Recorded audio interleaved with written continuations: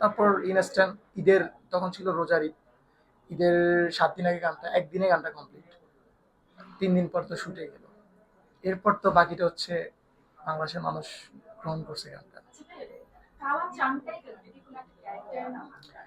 না, অ্যাকচুয়ালি আমি যখন আহ, কলকাতার একটা গান দেখি, ওটা হচ্ছে আইসুমোর কালাচান। ওই গানটা যখন দেখি, ওই গানের থেকে দেখা যাচ্ছে ওরা যেভাবে প্রেজেন্ট করতেছে ওরকম আসলে কালাচান ব্যাপারটা প্রেজেন্ট করে না। গানটা অন্যরকম, কিন্তু ওই শব্দটা ছিল আর কি।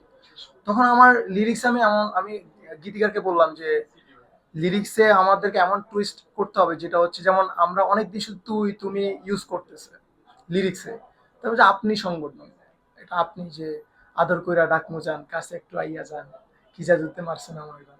তখন ওই যে কালাচান একটা লোক, যে কালো, আমরা তো, আমি নিজেও তো কালো, যে কালোদেরকে তো সবাই অবহেলা করে, এই আর কি।